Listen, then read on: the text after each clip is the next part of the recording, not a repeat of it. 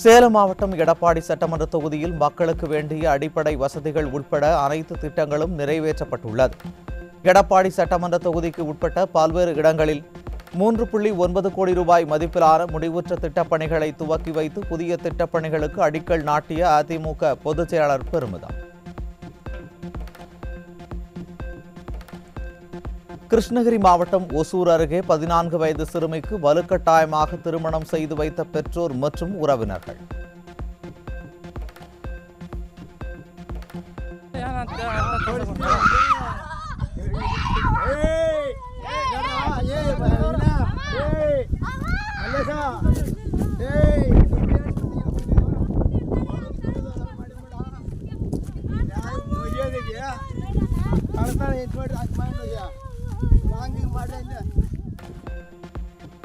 குழந்தை திருமணத்தை தடுக்க வேண்டிய சமூக நலத்துறை அமைச்சர் கீதா ஜீவன் கும்பகர்ண தூக்கத்தில் இருப்பதால் நாளுக்கு நாள் குழந்தை திருமணம் அதிகரித்து வருவதாக மக்கள் வேதனை.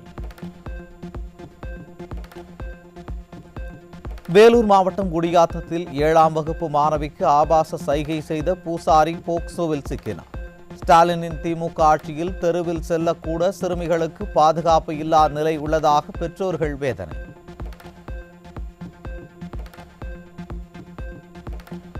சென்னை மயிலாப்பூரில் மளிகை கடைக்கு சென்ற பெண்ணின் கையை பிடித்து இழுத்து ஆபாசமாக பேசி தகராறு செய்த நபர் சிக்கினார்.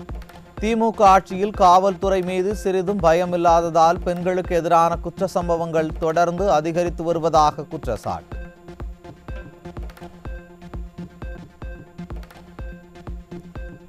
தமிழகத்தில் பாலியல் குற்றங்கள் அதிகரித்து வரும் நிலையில் ஆபாச படம் பதிவிறக்கம் செய்த 13,000 பேரை எச்சரித்திருப்பதாக நாடகமாடும் ஏவல்துறை. பாலியல் குற்றங்களை தடுத்து பெண்களை பாதுகாக்க எந்தவித நடவடிக்கையும் எடுக்காத ஸ்டாலின் அரசு விதவிதமாக விளம்பரம் மட்டும் செய்வதாக மக்கள் விமர்சனம்.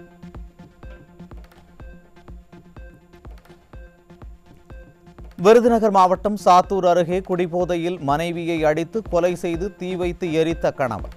ஸ்டாலினின் திமுக ஆட்சியில் 24 மணி நேரமும் விற்கப்படும் மதுவால் பல்வேறு குடும்பங்கள் சீரழிந்து வருவதாக மக்கள் வேதனை.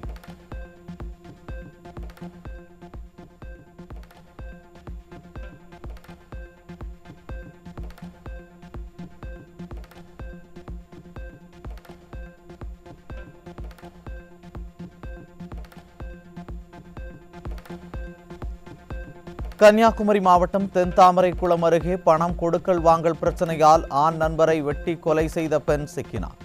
ஸ்டாலின் ஆட்சியில் கொலைகள் நடக்காத நாளே இல்லை என மக்கள் விமர்சனம்.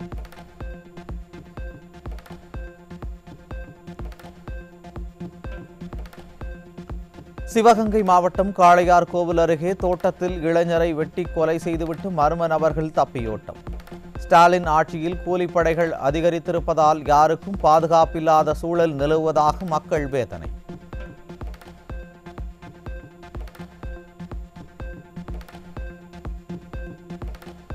சேலத்தில் திருமணம் செய்து கொள்ள கூறிய ஆசிரியையை மயக்க ஊசி கொடுத்து கொடூரமாக கொலை செய்த காதலன் 2 பெண் கூட்டாளிகளுடன் சிக்கினார்.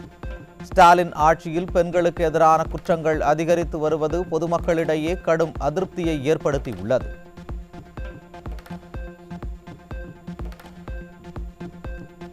நெல்லை மாவட்டம் பணக்குடி அருகே மது போதை தகராறில் இளைஞர் அடித்து கொலை. ஸ்டாலின் ஆட்சியில் மது போதையில் நாள்தோறும் குற்ற சம்பவங்கள் அரங்கேறுவதால் மக்கள் அதிருப்தி.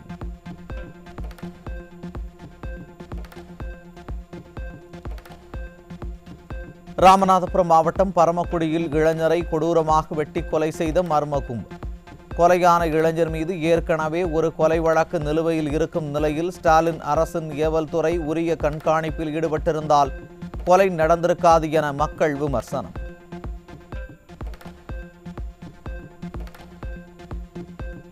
நாமக்கல் மாவட்டம் குமாரபாளையம் அருகே தேசிய நெடுஞ்சாலையில் உள்ள விவசாய நிலத்தில் வடமாநில இளைஞர் சடலமாக மீட்பு. கொலை செய்யப்பட்டு வீசப்பட்டாரா என காவல்துறை விசாரணை. திருவண்ணாமலை மாவட்டம் சேத்துப்பட்டு அருகே கஞ்சா போதை ஆசாமிகள் பொதுமக்களை தாக்கி வழிப்பறியில் ஈடுபடும் சிசிடிவி காட்சிகள் வெளியாகி அதிர்ச்சி. கஞ்சா புழக்கத்தை கட்டுப்படுத்த வேண்டிய ஸ்டாலின் அரசின் காவல்துறை ஆழ்ந்த உறக்கத்தில் இருப்பதால் இத்தகைய அவலங்கள் அதிகரித்திருப்பதாக மக்கள் வேதனை.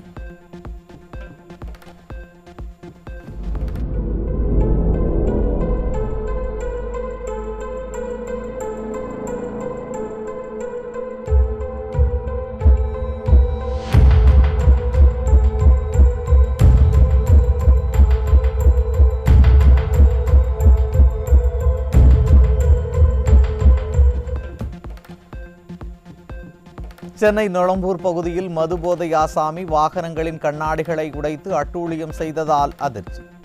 ஸ்டாலின் அரசின் ஏவல் துறை கும்பகர்ண தூக்கத்தில் இருப்பதால் போதை ஆசாமிகள் துணிச்சலுடன் அட்டகாசம் செய்வதாக மக்கள் வேதனை. நாமக்கல் மாவட்டம் குமாரபாளையம் அருகே ஜெலட்டின் குச்சி மற்றும் 4700 கிலோ வெடி மருந்துகளை கடத்திய கும்பல் சிக்கியது. சட்டம் ஒழுங்கு சந்தி சிரிக்கும் ஸ்டாலின் ஆட்சியில் அமைதி பூங்காவாக இருந்த தமிழகத்தில் பயங்கரவாதம் தலை தூக்குகிறதோ என மக்கள் அச்சம்.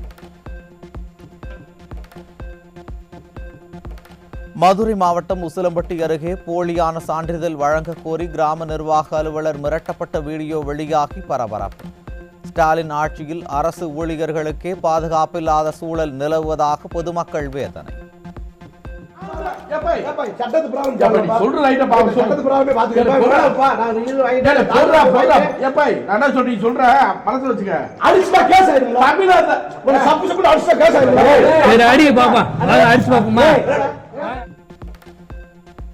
கன்னியாகுமரி மாவட்டம் சுசீந்திரம் பகுதியில் கல்லூரி மாணவர்களுக்கு கஞ்சா விற்பனை செய்ததாக 2 பேர் பிடிபட்டனர். விடியா திமுக ஆட்சியில் அதிகரித்திருக்கும் கஞ்சா புழக்கத்தால் கல்லூரி மாணவர்களின் எதிர்காலம் சூனியமாகி இருப்பதாக பெற்றோர்கள் வேதனை. சென்னை திருவொற்றியூர் ரயில் நிலையத்தில் 5 கிலோ கஞ்சாவுடன் கொத்தனார் மற்றும் கல்லூரி மாணவர் சிக்கினார். திமுக ஆட்சியில் காவல்துறை மீது சிறிதும் பயம் இல்லாததால் அனைத்து தரப்பு மக்களும் போதைப் பொருள் விற்பனையில் ஈடுபடுவதாக மக்கள் குற்றச்சாட்டு.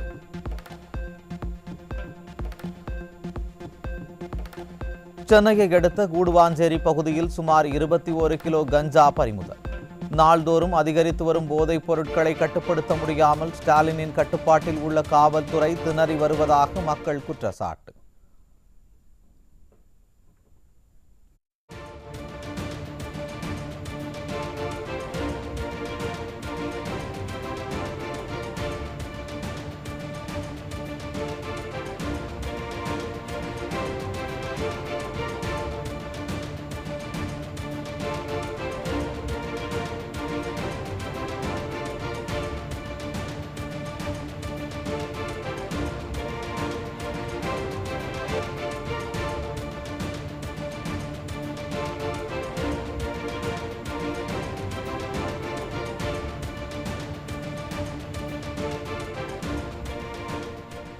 அண்மை செய்தி. கரூரில் செந்தில் பாலாஜி ஆதரவாளர் இல்லங்களில் அமலாக்கத்துறையினர் சோதனையில் ஈடுபட்டுள்ளனர். அதனை அண்மை செய்தியாக பார்த்து வருகிறோம். துப்பாக்கி ஏந்திய சிஆர்பிஎஃப் வீரர்களின் பாதுகாப்புடன் அமலாக்கத்துறை அதிகாரிகள் சோதனை ஈடுபட்டு வருகின்றனர். அதனை அண்மை செய்தியாக பார்த்து வருகிறோம். கரூரில் செந்தில் பாலாஜி ஆதரவாளர் இல்லங்களில் அமலாக்கத்துறை சோதனையில் ஈடுபட்டு வருகின்றனர். அதனை அண்மை செய்தியாக பார்த்து வருகிறோம். துப்பாக்கி ஏந்திய சிஆர்பிஎஃப் வீரர்களின் பாதுகாப்புடன் அமலாக்கத்துறை அதிகாரிகள் கரூரில் செந்தில் பாலாஜி ஆதரவாளர் இல்லங்களில் சோதனையில் ஈடுபட்டு வருகின்றனர். அதனை அண்மை செய்தியாக பார்த்து வருகிறோம்.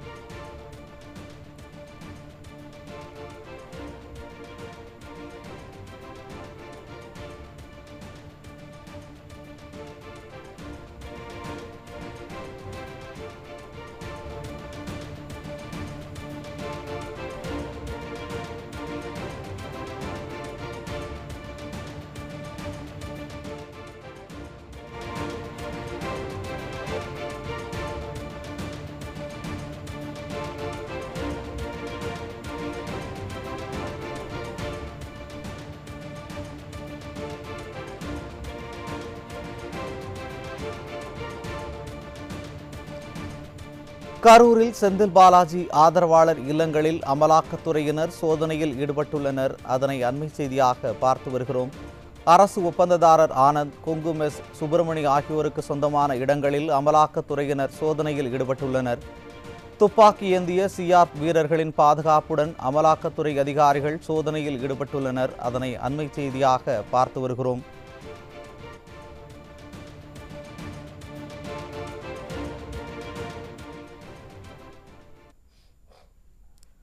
தொடர்ந்து தலைப்புச் செய்திகளை பார்க்கலாம். சென்னை எழும்பூர் பகுதியில் ஹெராயின், மார்பின் மற்றும் ஹான்ஸ் புகையிலை பொருட்கள் பறிமுதல். ஸ்டாலினின் திமுக ஆட்சியில் நாளுக்கு நாள் அதிகரித்து வரும் போதைப் பொருட்களை கட்டுப்படுத்த முடியாமல் காவல்துறை திணறி வருவதாக மக்கள் விமர்சனம்.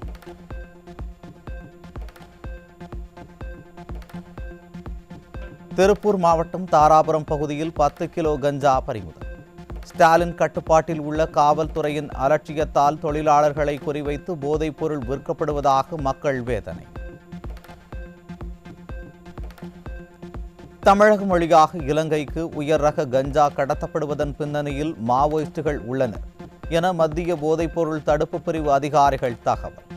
அமைதி பூங்காவாக இருந்த தமிழகத்தை 4 ஆண்டுகளில் நக்சல், மாவோயிஸ்ட் மற்றும் பயங்கரவாதிகளின் கூடாரமாக மாற்றியிருக்கிறது திராவிட மாடல் என மக்கள் விமர்சனம்.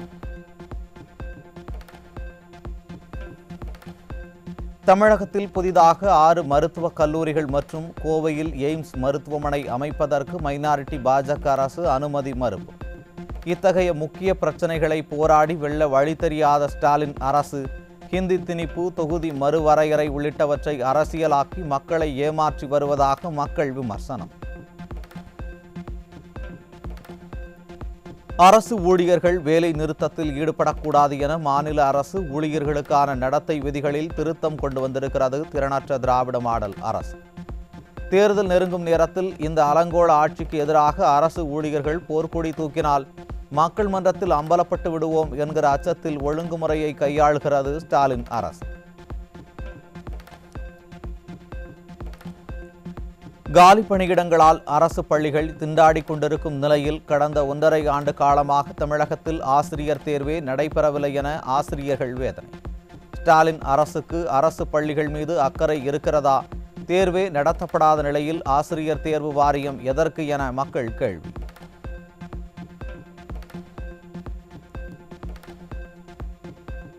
ஸ்டாலின் அரசின் நிர்வாக சீர்கேட்டால் ஆதி திராவிடர் நலத்துறை சார்பில் நடத்தப்படும் விடுதிகளில் இருக்கும் சுமார் 50,000 மாணவர்களுக்கு உணவு கட்டணம் வழங்கப்படவில்லை என தகவல். மேடையில் சமத்துவம் பேசிவிட்டு பட்டியல் சமூக மாணவர்களை வஞ்சிக்கும் ஸ்டாலின் அரசை கண்டித்து காப்பாளர்கள் மாநில அளவில் பிச்சை எடுக்கும் போராட்டத்தை நடத்த முடிவு செய்துள்ளதாக தகவல். சேலம் மாவட்டம் தலைவாசல் அருகே சக மாணவிகள் கேலி செய்ததால் மனமுடைந்த 10ஆம் வகுப்பு மாணவி தூக்கிட்டு தற்கொலை. மாணவர்களுக்கு ஒழுக்க நெறிமுறைகளை கற்றுக் கொடுப்பதை உறுதி செய்ய வேண்டிய பள்ளி கல்வித்துறை அமைச்சர் அரசியல் செய்வதில் மட்டும் ஆர்வம் காட்டுவதால் சீரழியும் பள்ளிகள்.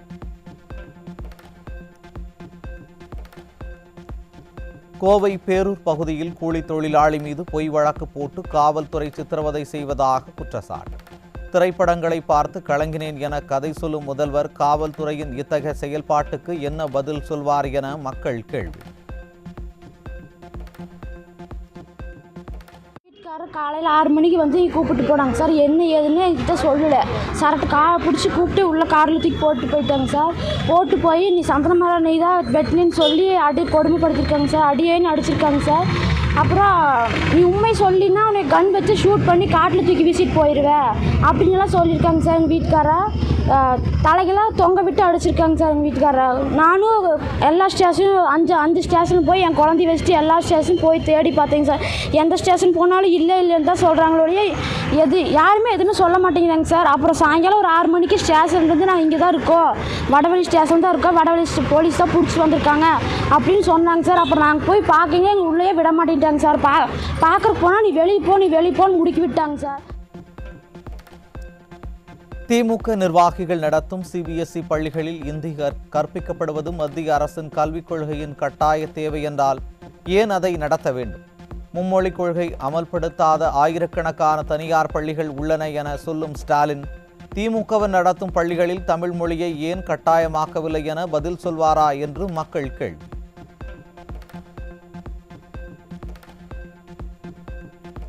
ராமநாதபுரம் மாவட்டத்தில் அரசு நேரடி கொள்முதல் நிலையங்களில் விற்கப்படும் நெல் மூட்டைகளுக்கு 20 நாட்களாகியும் பணம் கொடுக்கப்படாததால் விவசாயிகள் வேதனை. நானும் டெல்டாக்காரன் என வசனம் பேசினால் மட்டும் போதாது, விவசாயிகளின் மீது துளியேனும் அக்கறை இருக்க வேண்டுமென ஸ்டாலின் அரசுக்கு விவசாயிகள் அறிவுரை. திருவள்ளூர் மாவட்டத்தைச் சேர்ந்த நபரை ஆன்லைன் வாயிலாக மிரட்டி சுமார் 71 லட்சம் ரூபாய் பண மோசடி செய்த குஜராத் வாலிபர்கள் 2 சிக்கினர். சைபர் குற்றங்களை தடுக்க முடியாமல் ஸ்டாலின் அரசின் ஏவல் துறை திணறி வருவதாக பொதுமக்கள் விமர்சனம்.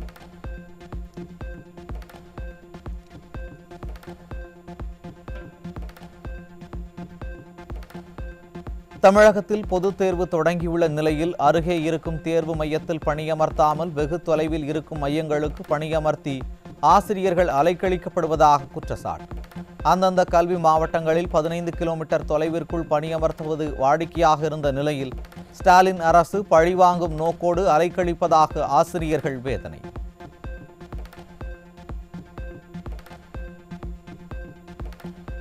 முதல்வர் மருந்தகத்தில் மருந்து மாத்திரையும் இல்லை, புகாரளிக்க வசதியும் இல்லை என மக்கள் குற்றச்சாட்டு. அம்மா மருந்தகங்களை மூடிவிட்டு முதல்வர் மருந்தகம் என்ற விளம்பரம்தான் மிச்சம், உண்மையிலேயே மருந்துகள் இல்லை என பொதுமக்கள் வேதனை. கள்ளக்குறிச்சி மாவட்டம் சங்கராபுரம் பகுதியில் பயங்கர ஆயுதங்களுடன் சுற்றித் திரிந்து குற்ற செயல்களில் ஈடுபட முயன்ற குற்றவாளிகளுக்கு திமுக கவுன்சிலரின் கணவர் ஆதரவு. நிலப்பிரச்சனைகளை சிக்கியிருக்கும் திமுக கவுன்சிலரின் கணவரை காவல்துறை மறைப்பது ஏன் என பாதிக்கப்பட்டவர்கள் கேள்வி. சட்டவிரோத பணப்பரிமாற்ற வழக்கில் திமுக அமைச்சர் பொன்முடி மார்ச் 19ஆம் தேதி ஆஜராக சென்னை சிபிஐ சிறப்பு நீதிமன்றம் உத்தரவு. திமுக ஆட்சியில் விழுப்புரத்தில் அனுமதித்த அளவை விட கூடுதலாக செம்மண் வெட்டி அரசுக்கு 28.36 கோடி ரூபாய் இழப்பு ஏற்படுத்தியது குறித்த வழக்கில் உத்தரவு. கடலூர் மாவட்டத்தில் நகராட்சி மாநகராட்சியுடன் இணையும் கிராமங்களுக்கான சொத்து வழிகாட்டி மதிப்பை 2 மடங்கு உயர்த்தி அதற்கேற்ப பத்திரப்பதிவு தொகையை வசூலிக்கப்படுவதால் பொதுமக்கள் அதிர்ச்சி. நகராட்சி மற்றும் மாநகராட்சியுடன் கிராமங்களை இணைக்கக்கூடாது என மக்கள் போராடி வரும் நிலையில் அதை ஸ்டாலின் அரசு கிஞ்சித்து மதிக்கவில்லை என மக்கள் ஆத்திரம். கோவில்களில் இசை கச்சேரிகள் நடத்தப்படும் போது சினிமா பாடல்கள் பாட அனுமதி இல்லை. கோவில்களில் எந்த நிகழ்ச்சியாக இருந்தாலும் பக்தி பாடல்களை பாட மட்டுமே அனுமதிக்க வேண்டும் என சென்னை உயர்நீதிமன்றம் உத்தரவு. நீதிமன்றத்தின் உத்தரவுகளை தமிழக அரசும் அதிகாரிகளும் பொருட்படுத்துவது இல்லை என உயர்நீதிமன்ற மதுரை கிளை கடும் அதிருப்தி. நீதிமன்ற உத்தரவை நிறைவேற்ற மாட்டோம் என அரசு உயரதிகாரிகள் உறுதிமொழி எடுத்து பணி செய்வதாக விமர்சித்த நீதிபதி கடந்த 2 மாதங்களில் மட்டும் உயர்நீதிமன்றங்களில் 500க்கும் மேற்பட்ட வழக்குகள் நிலுவையில் இருப்பதாக குற்றச்சாட்டு. ஆழ்கடல் கனிமங்கள் சுரங்கப்படுத்தப்படுவதால் சூழலியல் மற்றும் மீனவர்களின் வாழ்வாதாரம் பெரிதும் பாதிக்கப்படும் என்று கேரள அரசு சட்டசபையில் தீர்மானம். திராவிட மாடல் திமுக அரசோ மைனாரிட்டி பாஜக அரசுக்கு வெறும் கடிதம் மட்டுமே எழுதி கொண்டு நாடகமாடுவதாக மக்கள் குற்றச்சாட்டு. பலகட்ட பேச்சுவார்த்தைகள் தோல்வியில் முடிந்ததை அடுத்து தொழிற்சாலையை நோக்கி வேலை கேட்கும் போராட்டம் நடத்தப்போவதாக சாம்சங் தொழிலாளர்கள் சங்கத்தினர் அறிவிப்பு. சாம்சங் தொழிலாளர்கள் விவகாரம் திராவிட மாநில நிர்வாகத்தின் தொழிலாளர் உரிமைகள் மீதான அலட்சியத்தையும் எந்த பிரச்சனையையும் நிரந்தர தீர்வு காண முடியாத பலவீனத்தையும் வெளிப்படுத்துவதாக மக்கள் விமர்சனம்.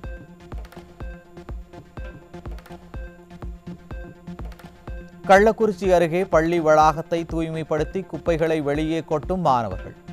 பள்ளி மாணவர்களை தூய்மைப்படுத்தும் பணியில் ஈடுபடுத்தும் பள்ளி தலைமை ஆசிரியர் மீது மாவட்ட கல்வித்துறை உரிய நடவடிக்கை எடுக்க வேண்டும் என பெற்றோர்கள் வலியுறுத்தல்.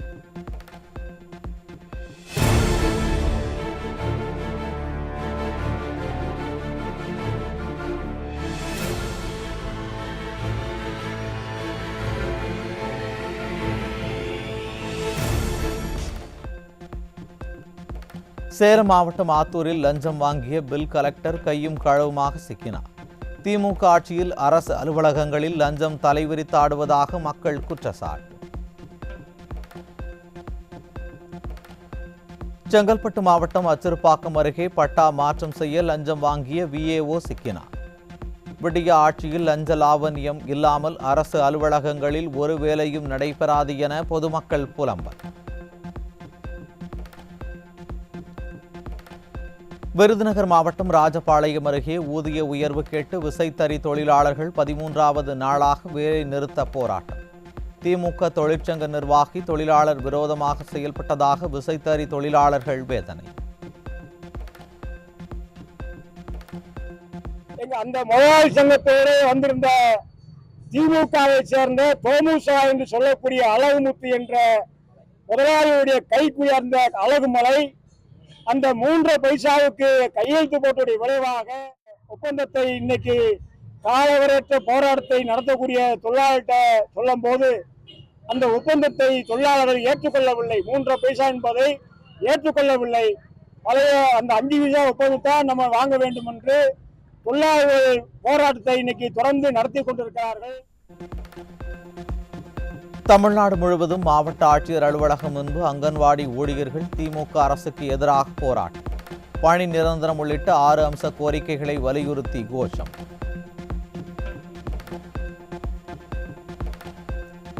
ஜம்மு காஷ்மீரில் உள்ள அனந்த்நாக் மாவட்டத்தில் குடியிருப்பு பகுதியில் பயங்கர தீ விபத்து. மழவென பற்றி எரிந்த தீயால் ஏற்பட்ட சேதங்கள் குறித்த விவரம் இன்னும் வெளியாகவில்லை.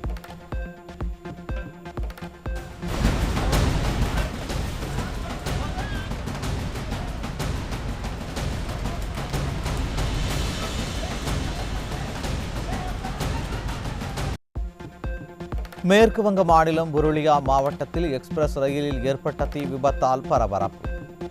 லாபம் ஈட்டுவதில் மட்டும் கவனம் செலுத்தும் ரயில்வே நிர்வாகம் பயணிகள் பாதுகாப்பில் கவனம் செலுத்தவில்லை என மக்கள் விமர்சனம்.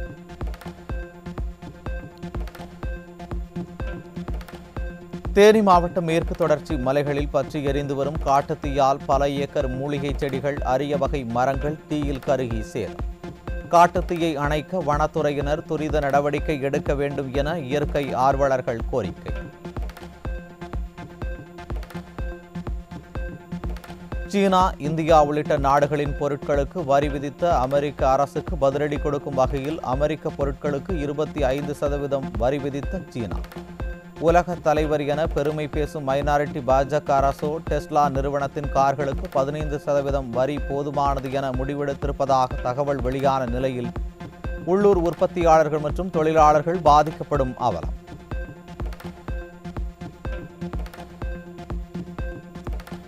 பிரேசிலில் கார்னிவலின் இறுதி நாள் விழா கோலாகலம். பாரம்பரியத்தை பறைசாற்றும் விதமாக வேடம் அணிந்து கலைஞர்கள் நடனம்.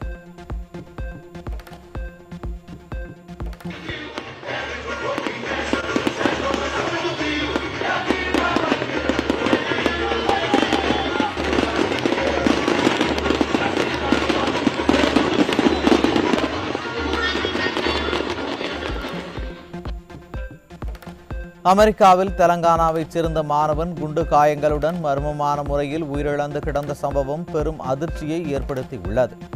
மைனாரிட்டி பாஜகவினர் நாடு நாடாக சுற்றிக் கொண்டிருக்கையில் வெளிநாடுகளில் இந்தியர்களின் பாதுகாப்பு கேள்விக்குறியாகியவே உள்ளது என மக்கள் வேதனை.